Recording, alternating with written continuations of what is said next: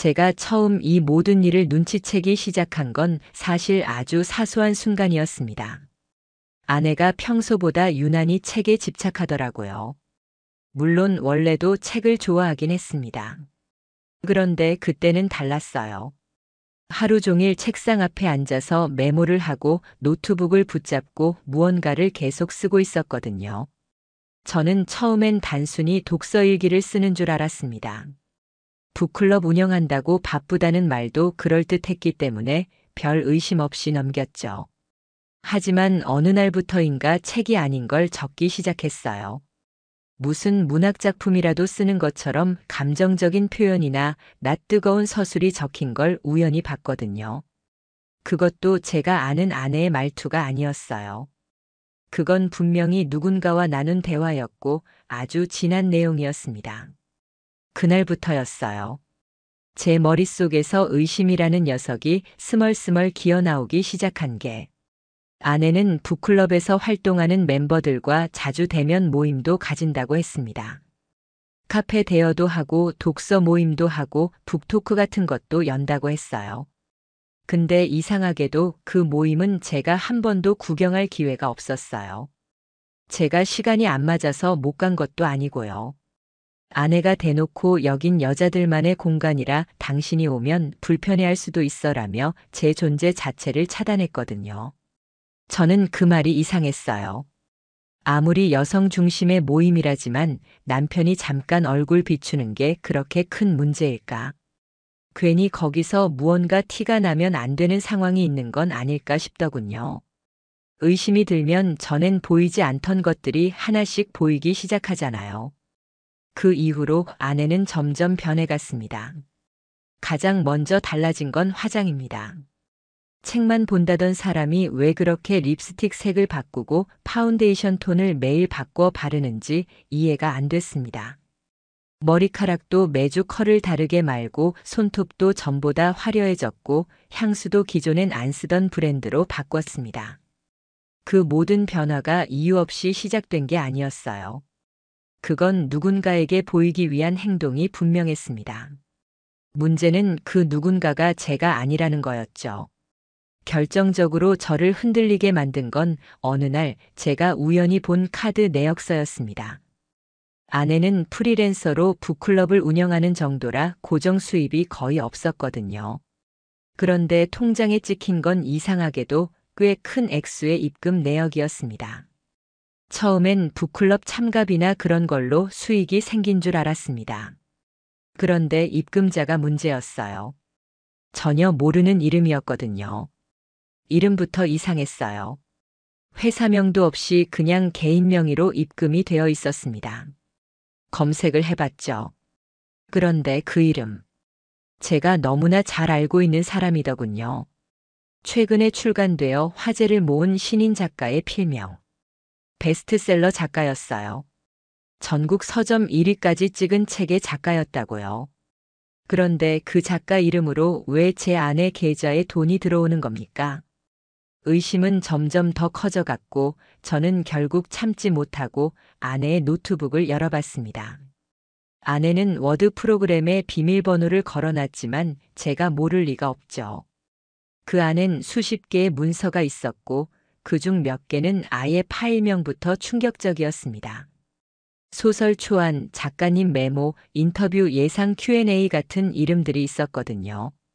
열어보니 소설 내용이 줄줄이 나왔는데 그 표현들이 어디서 많이 본 문장들이었습니다. 바로 그 유명한 신인 작가의 책이었어요. 그런데 그 책은 분명 그 작가가 쓴 걸로 알고 있었는데 문서 속 날짜는 출간 이전이었습니다. 즉, 제 아내가 그 원본을 가지고 있었다는 거죠. 심장이 철렁 내려앉는 느낌이 들었습니다. 처음엔 혹시 공동 작업자인가 했습니다. 하지만 그건 아니었어요. 문서 속엔 아내가 그 작가와 주고받은 메모들이 있었는데 내용을 보면 아내가 그에게 이번 소재는 내가 경험했던 남편 이야기야. 자극적인 요소로 넣어봐. 반응 좋을 거야 라고 써놨더라고요. 저는 저도 모르게 소리를 질렀습니다. 제 얘기를 가지고 소설을 쓰다니. 그것도 다른 남자와 같이. 그리고 돈은 왜 받은 겁니까? 그 작가가 고마움의 표시로 준 겁니까? 아니면 그 이상이 있었던 걸까요? 다음 날 저는 회사에서 일하는 내내 멍했습니다. 아무 일도 손에 잡히지 않았고 머릿속에는 아내의 그 노트북 화면만 맴돌았습니다. 그 작가와 얼마나 자주 연락했는지, 어떤 관계였는지. 아내가 책 속 주인공을 만들 때 자기 경험을 참고했다고 했는데 그 경험은 대체 누구와 한 거였을까요? 저는 참지 못하고 퇴근하자마자 아내에게 물었습니다. 대놓고 묻진 않았어요. 그냥 돌려서 말했죠. 요즘 그 베스트셀러 작가 책 읽었어? 내용이 어쩐지 낯익더라라고. 그런데 아내의 반응이 너무 과했어요. 갑자기 얼굴이 굳어지고 말을 얼버무리기 시작했죠. 응? 그냥 많이들 읽어서 나도 읽어봤지라는 식으로. 저는 그 반응에서 확신을 했습니다. 이 사람 뭔가 감추고 있구나. 단순한 관계가 아니구나. 이건 단순한 작가와 북클럽 운영자의 관계가 아니라는 걸. 며칠 뒤 저는 아내 몰래 서점 행사를 추적하기 시작했습니다. 그 유명한 작가의 북사인회 일정이 우연히 저희 동네 대형 서점에서 열린다고 하더라고요. 평일 저녁이었지만 저는 그날을 위해 조퇴를 했습니다. 도저히 참을 수가 없었거든요. 그냥 진실을 눈으로 확인하고 싶었습니다. 그날 서점은 사람들로 붐볐습니다. 그 작가는 생각보다 훨씬 젊고 말끔하게 생긴 사람이었어요. 수트의 슬림한 분위기. 그런데 문제는 그 사람을 바라보는 아내의 눈빛이었습니다. 저는 군중 속에서 몰래 숨어서 지켜보고 있었는데 아내가 작가를 향해 웃으며 다가가는 모습이 딱 걸렸습니다. 절대 평범한 북클럽 운영자의 태도가 아니었습니다.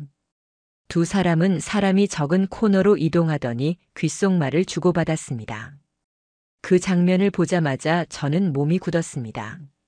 아니, 책 사인 받으러 온 사람이 저렇게 다정하게 귓속말을 한다고요. 더 황당한 건 작가가 아내 손을 잡더니 서점 뒤편 직원 전용 출입구로 같이 들어가는 장면이었습니다. 저는 그 순간 제 눈을 의심했어요. 이게 지금 무슨 상황인 거죠? 도저히 믿을 수가 없었습니다. 마치 영화 같았어요. 현실에서 이런 장면을 목격하게 될 줄은 몰랐죠.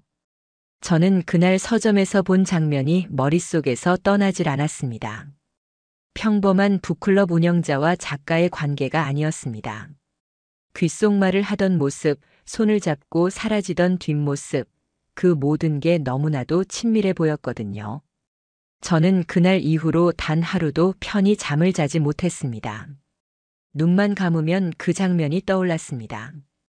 침대에 누워있는 아내가 웃으며 다른 남자의 귓가에 속삭이던 그 모습처럼요. 차라리 못 봤다면 나았을 겁니다.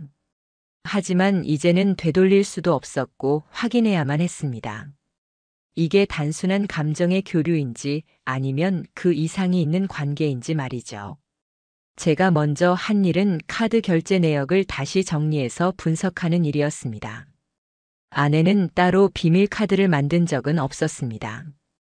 다만 평소에는 사용하지 않던 온라인 결제 서비스들을 갑자기 쓰기 시작했더라고요. 페이앱 같은 익명성 높은 간편 결제들로 디지털 상품권, 문화 상품권을 사서 다시 그것들을 다른 계정으로 전송한 흔적이 남아 있었습니다. 이게 뭔가 싶어서 추적을 해봤더니 문화상품권으로 전환된 포인트가 다시 어떤 작가 이름으로 연결된 계좌로 들어가고 있었어요. 아내는 직거래로 뭔가를 보상하고 있었던 겁니다. 저는 그 사실을 알았을 때 심장이 떨리고 손에 힘이 안 들어갔습니다. 머리가 지끈거리고 이게 현실인지 아닌지 혼란스럽기만 했습니다. 더 충격적인 건 그 다음입니다. 그 유명 작가의 SNS를 뒤지다 보니 과거 게시글 중 아내가 좋아요를 눌렀던 흔적들을 찾을 수 있었습니다. 그런데 그 좋아요들이 전부 아주 오래된 게시글이었어요. 무슨 의미냐면 아내가 그 사람의 계정을 처음부터 끝까지 정독했다는 뜻이었습니다. 팬심이라고 보기에는 지나칠 정도였고 집착에 가까운 흔적들이었습니다. 심지어 그 작가의 옛날 사진에도 아내가 댓글을 남겼던 기록이 있었는데 그 표현이 이상했어요. 그날 카페에서 나눴던 대화 아직도 생각나요? 이런 식이었거든요. 과거부터 만나왔던 관계였습니다. 단순한 팬이 아니었습니다. 전 더 이상 혼자서 끙끙 앓고 있을 수가 없었습니다. 그래서 저는 지인 중에 보안 쪽 일하는 친구에게 연락해서 아내의 노트북에 리모트 프로그램을 설치해달라고 부탁했습니다. 흔히 말하는 원격 감시 시스템이었죠. 아내가 외출했을 때 몰래 설치했고 그 이후로는 제가 직장에서도 아내의 노트북 화면을 실시간으로 볼 수 있었습니다. 처음엔 망설여졌습니다. 이게 과한 행동일 수도 있다는 생각이 들었죠. 하지만 그 생각은 오래 가지 않았습니다. 처음 확인한 날부터 모든 게 바뀌었어요. 아내는 낮에는 책을 정리하거나 북클럽 회원들과 메신저를 주고받는 척하면서 특정 시간대가 되면 별도의 메신저 프로그램을 실행하더군요. 일반 채팅 앱이 아니라 보안이 철저한 해외 서버 기반 메신저였습니다. 메시지들이 자동으로 삭제되도록 설정돼 있었지만 저는 실시간 화면을 보고 있었기 때문에 저장 버튼을 눌러가며 기록을 남겼습니다. 두 사람은 오늘은 몇 시야, 다음 장면엔 내가 경험한 그 에피소드 꼭 넣고 싶어. 너와 함께했던 순간을 소설로 쓸 수 있다니 감격이야 라는 말을 주고받고 있었습니다. 그 순간 저는 의자에서 몸을 떨며 일어섰습니다. 책 속에 있는 이야기가 다 제 아내와 그 남자의 관계에서 나온 이야기였다는 걸 깨달은 겁니다. 그런데 더 무서운 건 그들이 다룬 에피소드의 내용이 너무나 구체적이고 노골적이었다는 점입니다. 심지어 아내가 제 외모, 제 말투, 제 습관을 비꼬는 식으로 묘사한 문장도 있더라고요. 저라는 인간을 등장인물로 조롱하듯 그려놓고 둘이 웃으며 그걸 소재 삼아 활용하고 있었습니다. 저는 그 자리에서 소리라도 지르고 싶었지만 사무실이었기 때문에 꾹 참았습니다. 하지만 눈물이 났습니다. 분노와 수치심과 자괴감이 한꺼번에 몰려왔거든요. 그날 저녁 집에 돌아가서도 저는 아내를 바로 마주하지 못했습니다. 평소처럼 씻고 저녁을 차리는 그녀의 모습이 그렇게 낯설 수가 없었습니다. 저 사람이 내 아내가 맞나 싶었어요. 저렇게 평온한 얼굴로 나에게 오늘 하루 어땠어? 라고 묻는 사람이 사실은 뒤에서 나를 비웃고 있었다는 사실이 머리를 어지럽혔습니다. 저는 평소보다 말을 아꼈고 아내는 그런 저를 별 의심 없이 받아들였습니다. 그러면서 자기 계획이랍시고 다음 주에 북클럽에서 중요한 행사가 있어서 하루 외박할 수도 있어라고 하더군요. 저는 고개만 끄덕였습니다. 다 알고 있었지만 모르는 척해야 했습니다. 확실한 증거를 쥐기 전까진. 다음 날 저는 그 서점에 사설 CCTV 기록을 요청했습니다. 일반 고객은 열람할 수 없는 정보였지만 제 친구가 그 서점 건물 관리 쪽 일을 하고 있었거든요. 어렵게 부탁해서 내부 직원 통로 쪽 CCTV를 열람할 수 있게 되었고, 저는 그날 아내와 작가가 같이 들어가던 장면 이후의 기록을 확인하게 됐습니다. 두 사람은 직원 전용 공간으로 들어간 뒤 창고 쪽에 마련된 작은 회의실에서 30분가량 머물렀습니다. 누가 봐도 사적인 공간이었습니다. 그 방에서 어떤 일이 있었는지는 기록되지 않았지만 나오던 두 사람의 얼굴은 확실히 달라져 있었습니다. 아내는 환하게 웃고 있었고 작가는 아내 어깨를 가볍게 두드리며 작별 인사를 나눴습니다. 그 모습을 보자마자 저는 결심했습니다. 이건 더 이상 넘어갈 수 없는 일이라는 걸요. 하지만 감정적으로 폭발하기엔 아직 때가 아니었습니다. 저는 이걸 마무리까지 철저하게 끝을 보고 싶었습니다. 제 감정만으로 떠들다가는 오히려 제가 이상한 사람처럼 몰릴 수도 있었거든요. 그래서 저는 사설 탐정 사무소에 연락을 했습니다. 인터넷으로 수많은 후기를 보고 실제로 불륜 전문 조사로 유명한 곳을 선택했습니다. 상담을 받고 그간 모아온 자료들을 넘겼고 아내의 일정을 기반으로 일주일간 감시 요청을 했습니다. 특히 외박 예정인 날을 중점적으로 부탁드렸습니다. 그 탐정도 이 정도면 거의 확정이라며 확실한 자료를 확보해 주겠다고 했습니다. 저는 그날 이후 매일매일이 고문이었습니다. 겉으로는 아무 일 없는 척했지만 속은 타들어가고 있었거든요. 아내는 여전히 아무렇지 않게 저를 대했고 심지어 제 옆에 누워서는 북클럽 관련 책들을 정리하며 낄낄거리기도 했습니다. 저는 억지로 눈을 감으며 그 시간들을 견뎠습니다. 일주일이 지나고 드디어 그날이 왔습니다. 탐정 사무소에서 연락이 왔고 결과 보고를 들으러 직접 사무실로 향했습니다. 손에 땀이 날 정도로 긴장됐습니다. 저는 어떤 진실이든 마주할 준비가 되어 있었고 이제는 피하지 않기로 결심했으니까요. 탐정 사무소는 예상보다 훨씬 조용한 분위기였습니다. 복도에 들어서는 순간 차가운 형광등 불빛이 눈에 들어왔고 상담실로 안내받는 동안 제 심장은 미친 듯이 뛰고 있었습니다. 저는 머릿속으로 수없이 상상했습니다. 그동안 모아온 의심들이 정말 사실일까? 아니면 단순한 오해일까? 하지만 제 머릿속 깊은 곳은 이미 결론을 알고 있었습니다. 다만 그걸 눈으로 확인하는 순간을 미뤄왔을 뿐이었죠.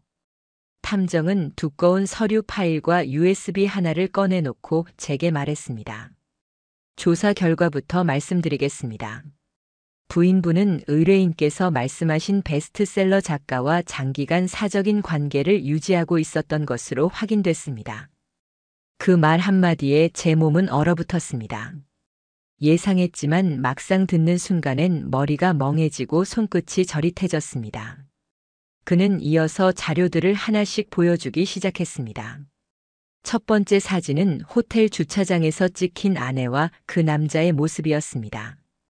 아내는 마스크를 썼지만 눈매와 체형이 확연히 드러났습니다. 두 사람은 차량 문을 열고 내리며 서로를 바라보고 있었고 아내가 그 남자의 팔을 스치는 모습까지 선명히 찍혀 있었습니다. 두 번째 사진은 호텔 로비에 들어서는 장면이었고 세 번째는 엘리베이터 앞에서 기다리며 다정하게 대화하는 모습이었습니다. 그 장면들은 부인할 수 없는 수준의 증거들이었습니다. 탐정은 말했습니다. 이 호텔은 시내 모처에 있는 프라이빗 예약 전문 호텔이며 부인과 그 남성은 지난 3주간 총 3회 이상 해당 호텔을 이용한 것으로 확인됐습니다. 체크인 명부에는 다른 이름으로 되어 있으나 차량 번호와 CCTV 영상으로 신원 확인을 마쳤습니다. 저는 자료를 넘기는 손이 떨렸습니다. 특히 그날 서점에서 봤던 모습과 이 호텔 방문이 시간적으로 완전히 이어진다는 걸 확인하고 나니 더 이상 믿을 수 있는 구석이 없었습니다. 아내는 명백하게 이중 생활을 하고 있었던 겁니다. USB 속에는 동영상도 있었습니다. 로비에서 나오는 모습, 차량에 탑승하며 서로 웃음을 주고받는 장면, 엘리베이터 앞에서 손등을 스치며 눈빛을 주고받는 아찔한 순간까지 있었습니다. 저는 더 이상 눈을 뗄 수 없었습니다. 그리고 머릿속에서 그동안의 모든 조각들이 퍼즐처럼 맞춰졌습니다. 왜 갑자기 그 작가 책이 집에 많이 쌓였는지, 왜 그 책 속 주인공은 꼭 저를 닮은 캐릭터로 묘사됐는지, 왜 아내는 요즘 따라 그렇게 당당하게 행동했는지, 다 이유가 있었던 겁니다. 하지만 그것만으로 끝이 아니었습니다. 탐정이 추가로 확보한 자료는 바로 두 사람의 카카오 오픈 채팅 기록이었습니다. 익명으로 진행된 대화였지만 프로필 사진과 말투, 공유된 자료들로 두 사람의 신원은 쉽게 추정 가능했습니다. 메시지엔 이런 문장이 있었습니다. 당신이 글로 써준 그 부분, 우리 둘만 아는 얘기라서 더 짜릿했어. 그리고 또 하나. 내 남편이 그 얘기 듣고도 자기 이야기인 줄도 몰랐어. 웃기지 않아? 저는 주먹을 쥐었습니다. 이게 웃긴 일이라고요?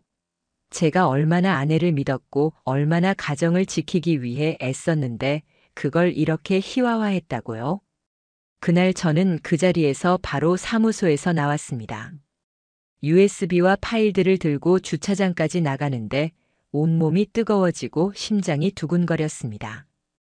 분노로 숨이 가빠졌고 운전대를 잡은 손에도 힘이 들어가더군요. 눈앞이 흐려졌습니다. 결국 차 안에서 한참을 멍하니 앉아 있다가 겨우 마음을 다잡고 집으로 향했습니다. 이제는 끝장을 봐야 할 때였습니다.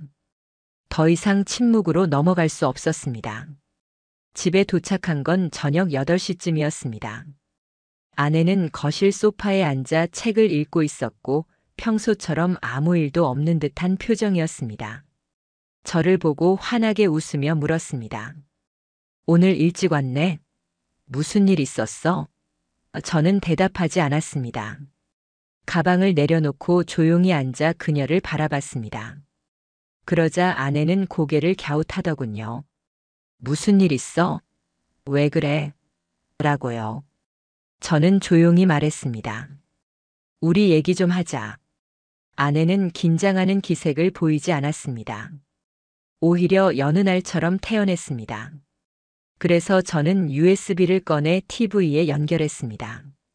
첫 번째 영상이 재생되자 아내는 입을 다물었습니다. 그녀는 영상 속 자신이 마스크를 쓴 채 호텔 주차장에 들어가는 장면을 뚫어져라 쳐다봤습니다. 화면이 바뀌고 엘리베이터 앞에서 남성과 이야기 나누는 장면이 나오자 그제야 얼굴이 하얗게 질려갔습니다. 저는 그 모습을 보며 차가운 목소리로 말했습니다. 이제 무슨 말 할 건데? 아내는 그제서야 몸을 떨기 시작했습니다. 그러더니 고개를 떨군 채 미안해라고 말했습니다. 저는 그런 대답을 원하지 않았습니다. 미안하다고요? 1년 넘게 남편을 속이고 다른 남자와 소설 소재를 나누고 호텔에 다니고 제 인생을 우습게 만든 사람이 지금 와서 미안하다고요? 저는 참을 수 없었습니다. 당신 나를 얼마나 우습게 봤으면 이런 짓을 하고도 이렇게 태어날 수 있었어? 라고 말했습니다. 그러자 아내는 울먹이며 말했죠. 처음엔 정말 글 때문에 만났던 거야. 그냥 아이디어 회의처럼. 저는 비웃음이 나왔습니다. 아이디어 회의요? 호텔에서? 팔짱 끼고 귓속말 하면서 그게 회의였다고요? 그런 변명이 통할 거라고 생각한 겁니까? 저는 더 이상 대화를 이어갈 수 없었습니다. 제가 이토록 처참하게 무너지는 모습을 아내에게 보이기 싫었습니다. 저는 그 자리에서 집을 나와 친구 집으로 향했습니다. 짐도 안 챙기고 그냥 몸만 빠져나왔습니다. 아내는 계속 울면서 따라오려고 했지만 저는 단호하게 말했습니다. 나한테 말하지 마. 이제 당신 입에서 무슨 말이 나와도 들을 생각 없어. 그날 밤 친구 집 거실에서 저는 잠도 자지 못하고 누워 있었습니다. 머릿속엔 수없이 많은 장면들이 교차했죠. 결혼식 날 신혼여행 처음으로 아내가 울면서 제게 고맙다고 했던 날. 그리고 지금 저는 그 모든 추억이 진흙탕 속에 빠진 것 같은 기분이었습니다. 도대체 뭐가 잘못된 걸까? 언제부터 아내는 저 사람과 함께였던 걸까? 그 사람은 진심이었을까? 아니면 그저 그를 위한 도구였을까? 그리고 나는 무엇이었을까? 사랑이었을까? 아니면 그냥 그녀에게 소재였던 걸까? 친구 집에 머물면서 저는 혼자만의 시간을 가지려 애썼습니다. 하지만 머릿속은 전쟁터였습니다. 감정은 들끓고 생각은 어지러웠고 모든 게 복잡하게 얽혀 있었습니다. 이대로 끝낼 순 없다는 생각이 들었습니다. 그냥 도망치듯 빠져나와 침묵으로 마무리하면 저는 평생 후회할 것 같았거든요. 저는 반드시 이 상황을 끝까지 마주보고 정리하고 싶었습니다. 그래서 결국 변호사를 찾아갔습니다. 사전에 자료를 다 정리해 USB와 함께 가져갔고 정리된 사실관계를 설명하자 변호사는 잠시 말없이 제 얘기를 들은 뒤 차분하게 말했습니다. 이건 단순한 도덕적 문제 수준이 아닙니다. 위자료 청구와 이혼 소송은 충분히 가능합니다. 특히 제3자인 작가에 대한 손해배상 청구도 고려해 볼 수 있어요. 증거가 명확하니까요. 저는 그 말을 듣고 조금이나마 위안이 됐습니다. 내가 느낀 분노가 과하지 않았고 내가 겪은 모욕이 말도 안 되는 게 아니었다는 확신이 들었거든요. 저는 이혼 소송과 함께 상간자 위자료 청구 소송도 준비하기로 했습니다. 모든 문서에 사인하고 필요 서류를 정리했습니다. 그 순간부터 저는 아내와 그 남자를 향해 마지막 승부수를 던진 셈이었습니다. 변호사 사무실을 나오는 길, 저는 휴대폰을 꺼내 아내에게 문자를 보냈습니다. 변호사를 통해 연락하자. 난 더 이상 당신과 개인적으로 얘기할 생각 없어. 그 메시지를 보내는 손가락이 떨렸습니다. 단지 분노 때문만은 아니었습니다. 안타까움도 있었습니다. 어쩌다 이 지경까지 온 걸까? 함께 미래를 꿈꾸고 설레며 집을 꾸미던 그 여자가 어떻게 나에게 배신을 했을까? 아내는 몇 분 뒤에 문자를 보냈습니다. 제발 한 번만 만나줘. 그게 그렇게 큰 죄야? 저는 그 문장을 보는 순간 또 한 번 터질 뻔했습니다. 그게 그렇게 큰 죄냐고. 남편을 바보로 만들고 다른 남자와 몰래 만나고 그걸 글 소재로 팔아먹고 내 얘기를 소설에 엮어 독자들의 소비재로 던진 게 큰 죄가 아니라고. 저는 그대로 답장을 하지 않았고 변호사에게 문자를 전달했습니다. 그날 저녁 작가 쪽에도 상간자 소송 관련 내용 증명이 발송됐다는 연락이 왔습니다.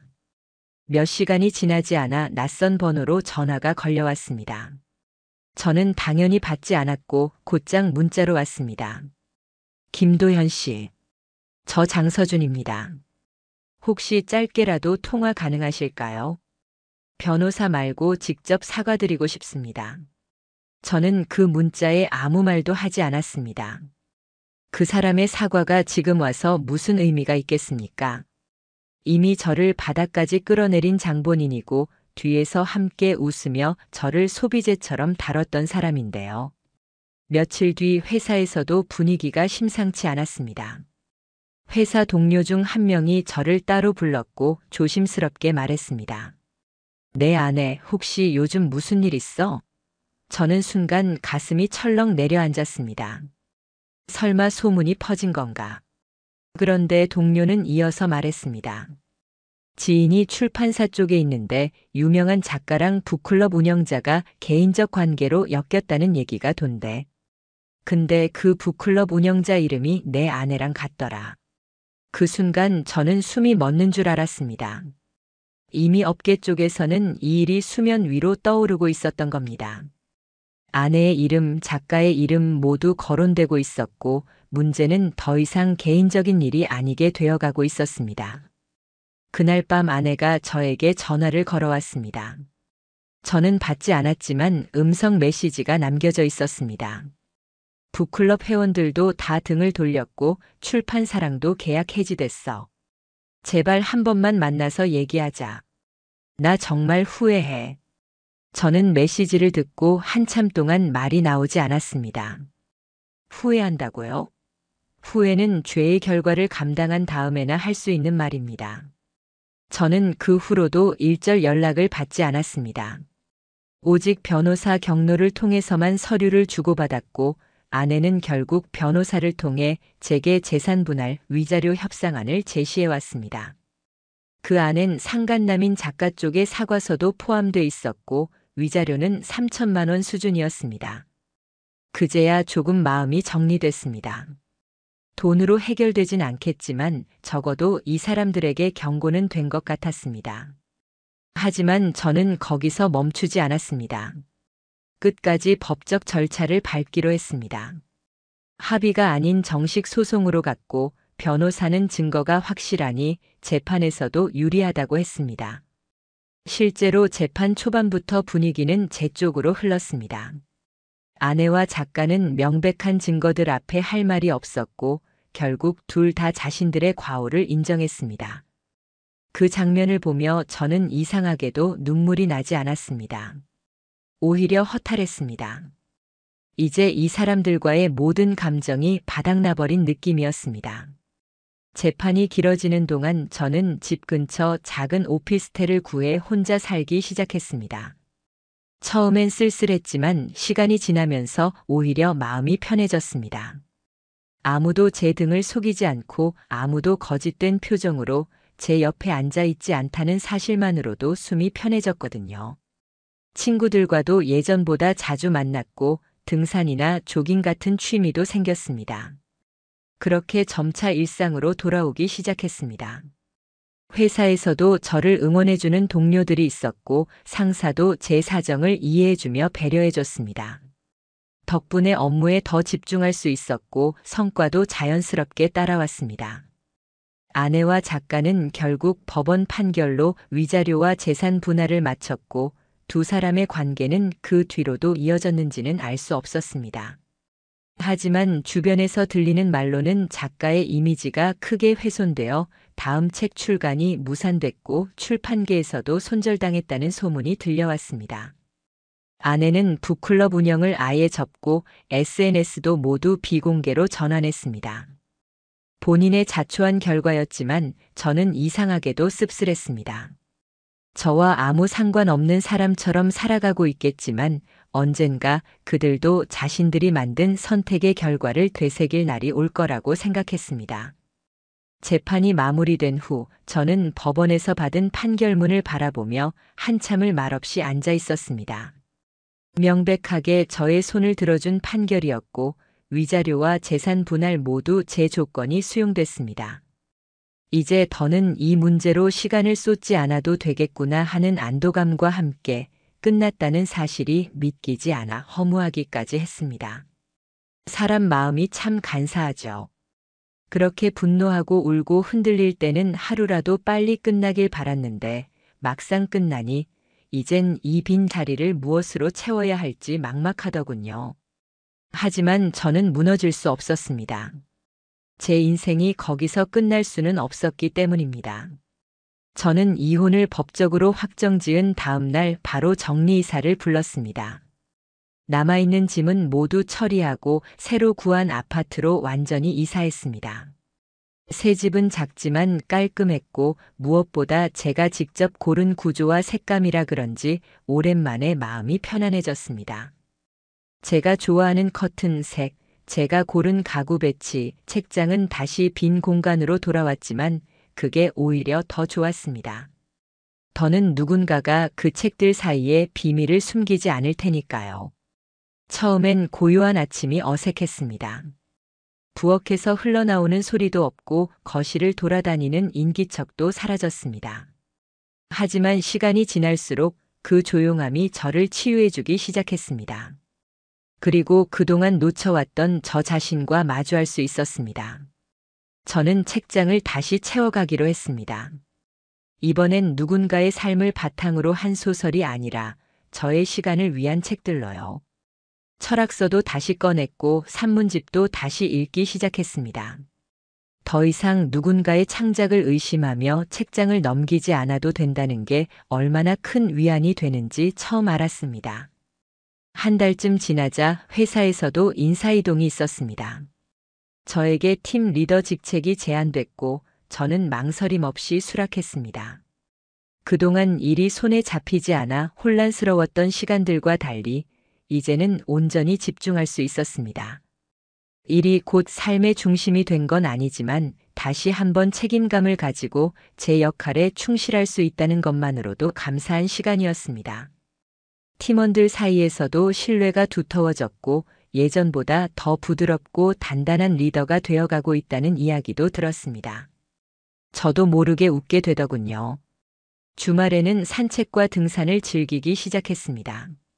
처음엔 그저 답답한 마음을 달래려고 걷기 시작했던 게 이제는 저만의 루틴이 됐습니다.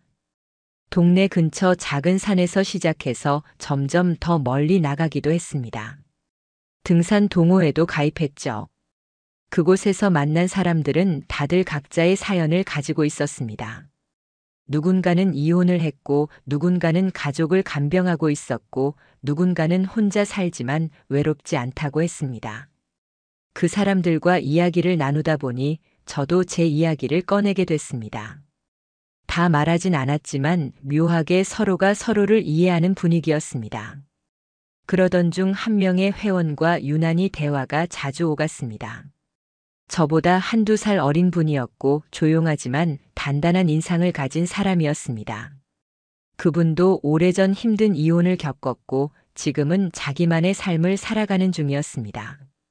함께 산을 오르며 자연스럽게 이야기를 나누다 보니 마음이 조금씩 풀어졌습니다. 누구에게도 말하지 못했던 제 속마음을 조심스럽게 꺼냈고 그 사람도 제 말에 귀를 기울여줬습니다. 그 시간들이 참 소중했습니다. 어떤 감정으로 발전하겠다는 욕심보다 그냥 누군가와 말이 통하고 마음이 전해진다는 사실이 너무 따뜻하게 느껴졌습니다. 그 무렵 우연히 출판업계에 있는 지인을 통해 들은 말이 있었습니다. 아내와 작가는 각각 다른 방향으로 활동을 접고 사실상 업계를 떠났다는 소식이었습니다. 아내는 모든 온라인 활동을 멈췄고 작가는 해외에 머무르며 새로운 방향을 찾고 있다는 말이 돌았습니다. 그 이야기를 듣고도 저는 아무런 감정이 들지 않았습니다. 놀랍게도 아무것도요. 분노도 통쾌함도 연민도 없이 그냥 무덤덤했습니다. 그건 아마도 제가 이제 그 사람들에게 감정의 끈을 모두 끊어냈기 때문이겠죠. 그들의 결과가 어찌 되었든 이제는 제 인생과 상관없는 일이었습니다. 다시 돌아보면 그 사람을 믿었던 제가 한없이 어리석어 보일 때도 있습니다. 하지만 동시에 그 어리석은 시간들이 지금의 저를 단단하게 만들었다는 생각도 듭니다. 아무도 믿지 못할 만큼 상처를 받았지만 그래도 저는 다시 사람을 만나고 이야기를 나누고 웃을 수 있는 사람이 되어가고 있습니다. 언젠가 다시 사랑을 하게 될지는 모르겠습니다. 하지만 분명한 건 이제 어떤 관계에서든 저 자신을 잃지 않을 거라는 겁니다. 가끔 혼자 와인을 따서 조용한 음악을 틀어두고 거실에 앉아 있으면 그 옛날 북클럽 얘기를 하며 웃던 아내의 목소리가 스쳐 지나갈 때도 있습니다. 그럴 땐 고개를 끄덕이며 이렇게 중얼거립니다. 그래도 잘 지나왔다. 정말 잘 버텼다. 그렇게 저는 또 하루를 살아갑니다. 더 단단하게, 더 담담하게, 그리고 무엇보다 나 자신을 지키며